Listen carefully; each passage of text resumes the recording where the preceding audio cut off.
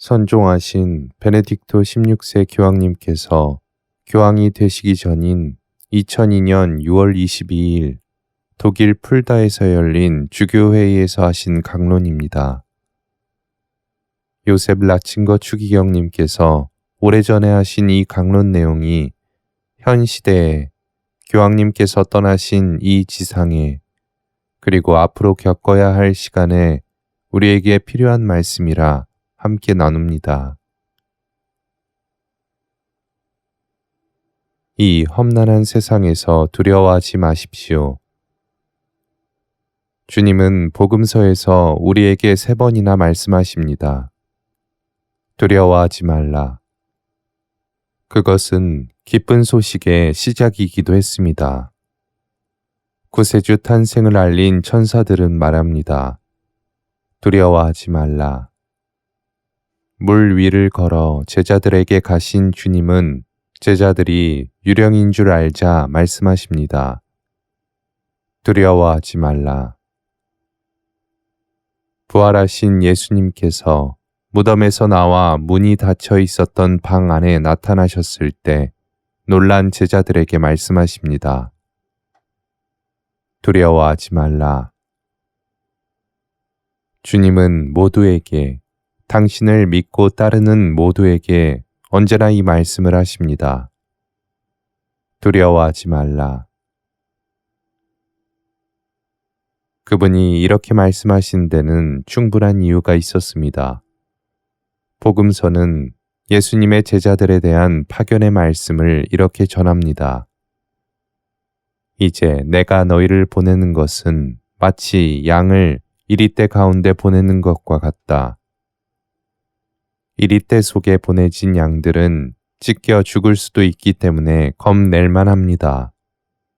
그래서 유다의 줄기에서 나온 사자로 구약 성서가 예언한 바로 그 주님이 스스로 어린 양이 되시고 어린 양으로서 이리떼가 우글거리는 세상 속으로 들어가셔서 찢겨 죽임을 당하셨습니다. 그리고 그렇게 죽임을 당한 어린 양은 인류 역사 안에 계시면서 우리에게 최후의 참된 권능을 보여주십니다. 이리떼들은 승리하지 못합니다. 세상의 참된 지배자는 희생양이시기 때문입니다. 결국에는 사랑이 파괴의 힘보다 더 강함이 드러나고 하느님은 바로 사랑이심이 드러날 것입니다. 여러분, 양떼들이여, 이리떼 가운데 있을지라도 두려워 마십시오. 주님은 우리에게 당신처럼 되고 당신을 따를 것을 요구하십니다. 그것은 양들도 또한 찢겨 죽임을 당할 각오가 되어 있어야 함을 뜻합니다. 믿음이란 그를 따라 마침내 순교할 각오, 상처받을 각오가 되어 있음을 뜻합니다. 상처받을 각오 없이는 신앙도 없습니다. 여러분, 양떼들이여, 이리떼 가운데 있을지라도 두려워 마십시오. 주님의 이 말씀은 그분 활동의 모든 역사를 포함하고 있습니다. 12 제자들은 그들의 스승처럼 이스라엘에서 쫓겨나 이방인들의 도시에서 죽임을 당하였습니다.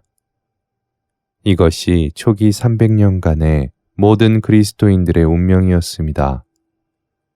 그러나 이 초기의 300년만이 순교의 시대는 아닙니다. 이것은 형태는 다르지만 끊임없이 계속되어 온 그리스도인들의 상황이었습니다. 위대한 이성과 문명의 시대라는 20세기도 다른 세기보다 더 많은 순교자를 낸 고통과 파괴의 시대였음을 우리는 압니다. 그리고 이리떼들에게 동조하지 않아서 찢겨 죽임을 당한 이들이 바로 하느님과 인류의 참된 호교론자라는 것을, 이들이 교회와 세상을 믿을 가치로 만들었음을 또한 우리는 압니다. 진리와 사랑은 영원하고 신앙 때문에 가해지는 고통은 생명을 선사한다는 것을 그들은 알았기 때문에 진리를 위해, 사랑을 위해 기꺼이 죽임을 당했던 것입니다. 오늘날에도 그것은 역시 가치가 있습니다. 우리는 분명 자유를 누리고 우리에게 주어진 자유에 감사합니다. 그래도 이리떼들은 우리 시대, 우리가 사는 이 세상에 여전히 존재합니다. 중세의 박물관을 둘러보고 끔찍한 고문 기구들을 살펴보면 그런 것이 더 이상 존재하지 않는다는 것이 기쁠 것입니다. 그러나 새로운 고문수단, 덜 잔인할 것도 없는 고문수단들이 있습니다. 매스미디어의 힘은 사람들을 조롱거리로 만들 수도 있고 찢어 죽일 수도 있습니다. 말하는 데 사용되지 않고 입을 막는 데 쓰이는 새로운 고문수단이기 때문입니다. 한편 교회 역시 세상인지라 이리떼와 양의 미묘한 양상은 교회 중심부에까지 들어와 있습니다.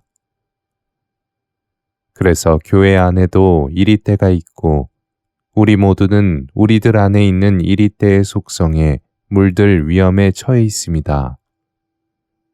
복음 근본주의자들의 칼날이 이미 도처에 있어서 그것이 누군가에게 내려칠 때 그 사람은 두려워 말하지 못하게 될 것입니다. 두려워하지 말라. 복음의 말씀에 제대로 귀 기울인다면 주님께서는 어떤 두려움도 여기서 제외시키지 않으셨다는 것을 틀림없이 깨닫게 될 것입니다. 사람은 상처를 입을 수 있고 또 그럴 때 두려워합니다. 주님도 올리브 동산의 그 밤에 우리의 모든 두려움, 우리의 모든 불안을 몸소 겪으시고 받아들이셨고 마침내 우리를 위해 십자가에 달리시고 두려움의 권세를 이기셨습니다. 두려움은 모든 종류의 독재가 가진 유일한 힘입니다. 그것이 타도되는 곳에서만이 자유가 있습니다. 하지만 우리는 주님의 말씀을 잘 알아들어야 합니다.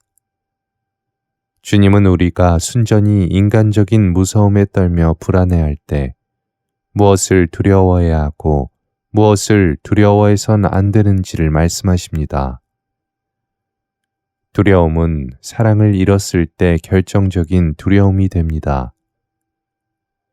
우리가 결정적으로 두려워하는 것, 그리고 우리가 감히 무릅쓰는 것, 그것은 우리가 어떤 사랑을 지니고 있고 그 사랑이 어떤 것인가 하는 것에 문제가 있는 것입니다.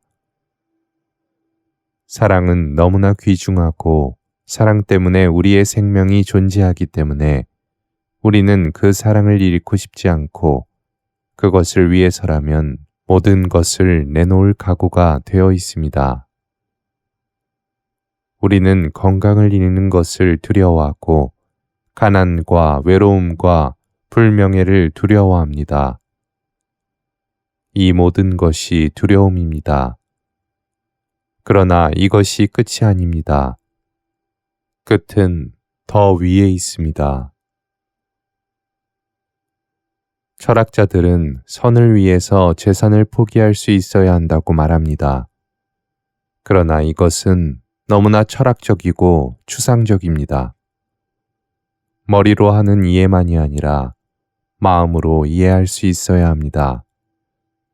우리는 선을 결정적으로 옹호하고 그것을 위해 상처받고 매맞을 수 있어야 합니다. 그리고 그런 사람이 되었을 때 우리는 선한 사람입니다. 선은 한 분의 얼굴만을 가집니다. 선한 분, 바로 하느님입니다. 예수님은 우리에게 이러한 하느님을 보여주십니다.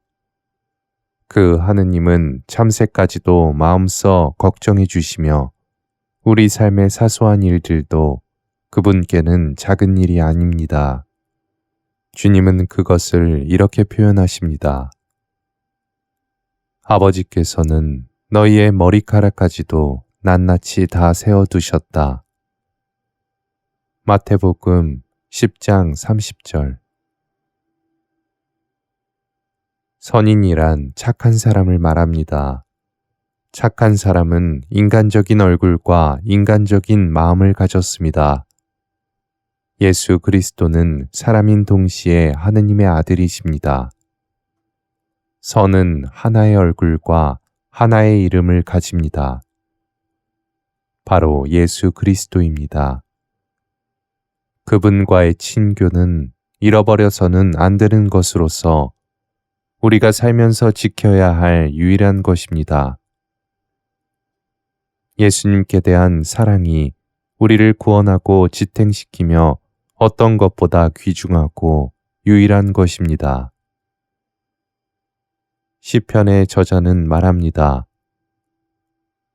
당신만 계셔주시면 나는 땅에서도 하늘에서도 아무것도 필요치 않나이다. 로욜라의 성 이냐시오는 이렇게 기도합니다. 당신 사랑과 당신은 종을 내게 내리소서. 그러면 나는 그것으로 충분하여 더 이상 아무것도 필요치 않나이다. 우리가 예수님과의 우정을 잃게 되면 우리의 영혼과 우리 자신을 잃게 됩니다. 그러나 이 우정이 머무는 한 다른 모든 박해와 상실과 파괴가 아무리 크다 해도 아무것도 아닌 것이 됩니다. 그분이 우리의 친구로 계시는 한, 우리가 그분 곁에 있는 한, 우리는 아무것도 두렵지 않습니다. 주님은 실제적이며 구체적이십니다. 그분은 이렇게 확대해서 말씀하십니다. 육신은 썩어 결국 죽게 되지만 영혼을 파괴하지는 말아라. 그리고 베드로 성인은 그의 첫 번째 서간 서두에 이렇게 말합니다. 당신의 영혼을 구하는 것. 이것이 신앙의 목표입니다. 영혼이 파괴되지 않도록 노력하라는 뜻입니다. 두 번째로 주님은 이렇게 말씀하십니다. 너희가 행하고 말했던 것에 대해 주님이 심판하실 것을 생각하라. 결국 내일 아침 신문에 나에 관해 어떤 말을 하는가가 중요한 게 아닙니다. 중요한 문제는 그분이 심판의 순간에 나에게 그리고 나에 대해 무엇을 말씀하시겠는가 하는 것입니다. 이런 것을 염두에 두고 살아갈 때 우리는 자유롭습니다. 두려움은 힘을 잃고 그러면 우리는 유일한 것과 참된 것을 위해 자유로워집니다. 하느님께 감사하게도 세계 도처에는 이러한 정신으로 살아가는 많은 주교들과 사제들과 수도자와 평신도들이 있고 그들이 교회에 생명력을 주고 복음을 믿을 수 있는 것으로 만듭니다. 그러나 우리의 양심을 자세히 살펴볼 때 교회 안에도 역시 많은 인간적 두려움이 있다는 것을, 이것이 교회의 약점이고 병이라는 것을 인정할 수밖에 없습니다. 주님이 우리에게 주신 가르침을 살펴볼 때 우리는 더욱 그것을 잘 파악합니다. 그러나 하느님과의 친교, 예수 그리스도와의 우정은 결코 사라지지 않습니다. 그것을 명심하십시오. 많은 사람들은 하느님께서 모든 것을 그렇게 비극적으로 받아들이지 않는다고 생각합니다. 한 신학자는 그 문제에 대해 새로운 생각을 쓰고 있습니다. 하느님은 너무 크시고 우리는 너무 작아서 우리는 그분을 전혀 모욕할 수가 없다 라고 말입니다. 또한 예수님과의 우정에 대해 사람들은 예수님을 모든 것을 허용하고 이해하며 모든 것을 가능하게 하는 어떤 낭만적인 몽상가로 만듭니다. 하지만 그렇지 않습니다. 결론적으로 말하면 이런 생각은 우리가 영혼을 잊고 있기 때문에 나온 것이라고 생각됩니다. 세상이 하느님의 심판 아래 놓여 있다는 것을 처음에는 비록 진지하게 받아들였어도 사람들이 우리에게 세상으로부터의 도피를 책망할까 두려워 우리는 감히 더 이상 심판과 내세를 언급하지 않습니다. 그러나 진리가 진정으로 받아들여지는 곳에서는 두려움의 지배가 힘을 잃고 맙니다. 교회가 약하기 때문에 그리스도인들이 소금의 역할을 충분히 해내지 못하고 있기 때문에 그리스도인들의 빛이 촛대 위에서 밝게 빛나지 않고 자주 사라지기 때문에 교회가 병이 듭니다. 그래서 주님은 복음 말씀 속에서 두려워하는 자들을 구별하고 유일하고도 중요한 것이 무엇인지 다시 깨닫도록 하느님과 그리스도를 잃지 않는 한 그리고 그분을 바라보고 있는 한 다른 상처는 아무것도 아니라는 것을 알도록 우리를 격려하십니다. 우리가 이것을 다시 배우게 될 때 교회는 다시 빛을 되찾고 산 위의 도시가 될 것이며 많은 영혼들에게 굳은 믿음을 가지도록 확신시킬 수 있을 것입니다.